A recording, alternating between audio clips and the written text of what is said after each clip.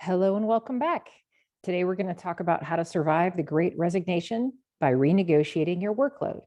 Now, whether this is a time for your organization where you're short-staffed, as many of us are, or this is just the everyday negotiation that you have to have, or at least periodic negotiation you have to have with your supervisor or superiors to make sure that your workload is manageable and you're set up to succeed and to make sure that the mission is achieved for the organization. All right, so I'm going to share my screen and we're going to get right to it. Here we go. So how to survive the Great Resignation. First, why would you want to renegotiate your workload? Well, first of all, I should tell you a little bit about myself. I'm Susan Rains. I'm a professor of conflict management at Kennesaw State University. I work with large, medium, and small organizations nationally and internationally to help them achieve their mission through managing and preventing conflict. That happens through managerial skill sets like negotiation and giving and receiving feedback, et cetera. So enough about me.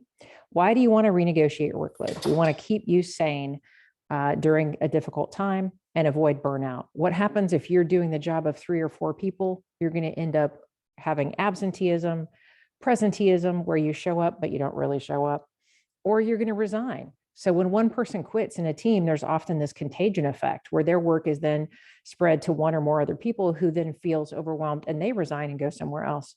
So if these aren't discussed openly, this workload issues, what we have happen is just kind of a mass burnout or resignation. So we want to avoid that. We have to collaborate in order to reduce conflict between team members and to make sure the mission is accomplished, that the work gets done regardless of kind of the ups and downs of the economy and our ability to hire the perfect person all the time. We also want to show that we can grow and develop as an employee and that we're ready to take that next step into a promotion or a larger role. We want to negotiate fair pay, more pay for work that we're doing if we're doing more work, whether that's in the short term or long term. And we want to set and communicate healthy work-life boundaries so that we can contribute while keeping our sanity, our health, and our family intact. All of these things are good for the company and they're good for the employee. It's not one versus the other. We want to make sure you know your negotiating power, know your worth, benchmark and see what your colleagues are earning. That person who just left, what are they making at their new company? Figure out what you could make if you leave and what you're making if you stay. Consider seeking out other offers. It doesn't mean you have to leave to take another offer, but at least you know what you could be getting at other organizations, and you may be having some introductory conversations with other organizations to see if they're interested in your skill set. Don't expect more money just because it's the right thing to do. That's not how business works. If you ask for something and negotiate for it, you may get it. If you don't ask for it, don't negotiate it, you probably won't. That includes changes to job duties or titles or pay or benefits or other things. It's important to know how you are viewed at the workplace. Are you seen as that person who is reliable, works hard, competent, the go-to person, the Hercules? Or are you the Shirkules, the person that folks always have to redirect work away from because you don't make deadlines, because your work isn't to the quality that the company seeks it to be? Now, most likely you're somewhere in between because that's the healthy place, right? We want to be able to succeed at our job while not being overwhelmed and being able to kind of keep that good work-life balance. But everybody is going to have a different balance depending upon the stage of life you're in or kind of what you're seeking currently. So be aware of what your preferred work-life balance is, be aware of how others perceive you, and know that the reward for being a really hard worker is more work. So then we have to negotiate that. Otherwise, we do start to feel like a doormat, like people just take advantage of us. Then we get frustrated and maybe we leave. So again, when you feel that resentment building up inside you, just remember that's a sign that it's time to kind of discuss and negotiate the things in a professional manner. So remember, you want to preserve that relationship. Think of each person at the organization as being a piece on a chessboard. And even if you leave this team and you go to another organization, you don't know in 5 years or 10 years that you guys won't be working together again or see each other at a professional conference. So we want to maintain those professional relationships, whether or not we stay. We want to remember that that relationship outlasts the job in most cases. If you reach an agreement, make sure you get it in writing, whether it's an email that just says, hey, I want to summarize what we discussed. Please make sure if you remember anything differently to let me know.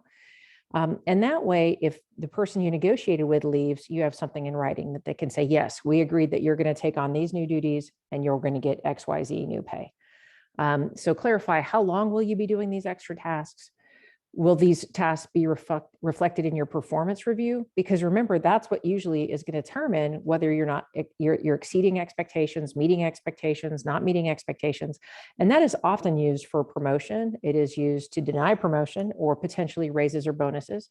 So we want to make sure that the tasks we're actually doing are reflected in our performance review. So this is a time to renegotiate what goes into your performance review, as well as what you're actually doing. When we think about how do I spend my time and prioritize my tasks, and sometimes in preparation for this negotiation, I'm going to think about what are the core duties that only I can do or that are on my performance evaluation.